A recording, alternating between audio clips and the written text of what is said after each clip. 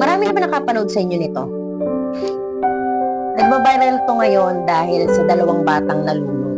7 years old at 3 years old yung bunso or yung mas bata sa kanya. Napanood ko to kahapon.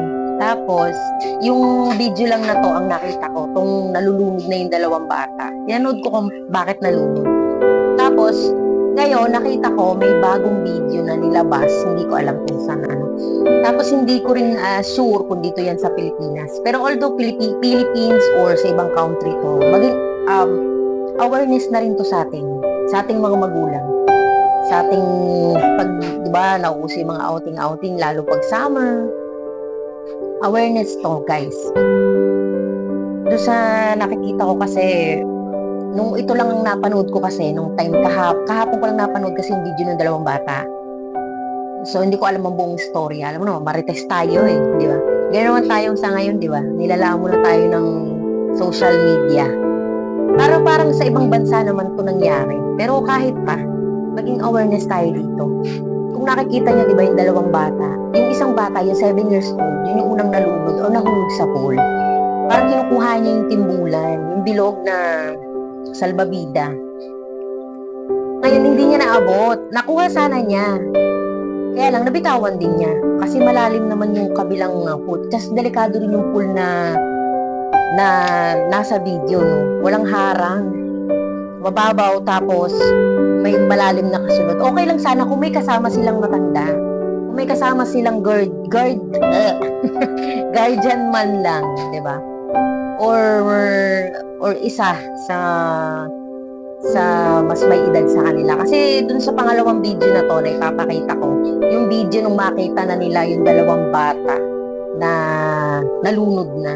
Sobrang tagal kaya talagang swerte or himala na lang kung mabubuhay talaga ang isa sa kanila or parehas sila.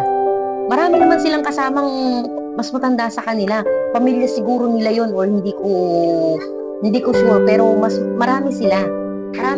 Marami silang dalawang kasama na kung tutuusin, kahit isa man lang ay nagbantay sa kanila. Pero hindi rin naman natin sila masisisi talaga kasi wala namang magulang na gustuhin na mawalan ng mahal sa buhay, lalo na pag-anak, di ba? Pero kung kaya namang ingatan at alam mong nasa outing ka or alam mong nasa resort ka, syempre maging aware tayo na magbantay, di ba? Marami nga akong nababasang comment dito nung inilabas na nila yung dalawang video, itong video na nalunod yung dalawang bata at saka yung video na susunod dito sa video na to nang lumabas na yung mga magulang o yung pamilya ng dalawang bata. So yun nga, ang dami kong nakitang comment, nagbasa talaga kasi ako.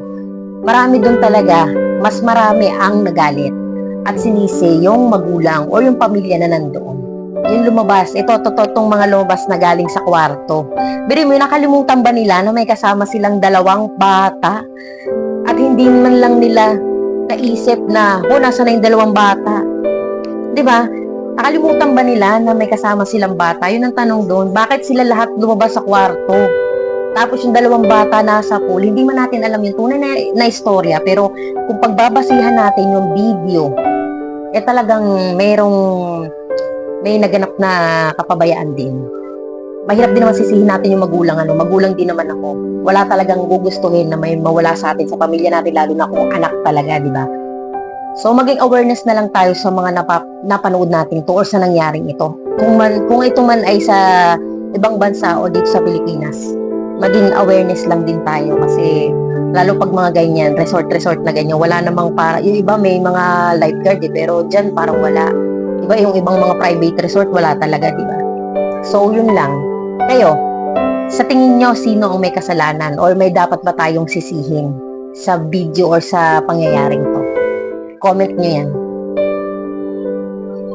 Mahirap din naman guys talaga na manisi tayo kasi pamilya nila yun, masakit para sa kanila yun. Pero talagang kung papanoodin natin yung video, talagang meron talagang kapabayaan na nangyari. Pero para sa inyo guys, mahirap tayo manghusga. Bumabase lang tayo sa napapanood natin, sa naririnig natin at sa mga comment na nababasa natin sa social media. Kaya yun lang guys, awareness to ha.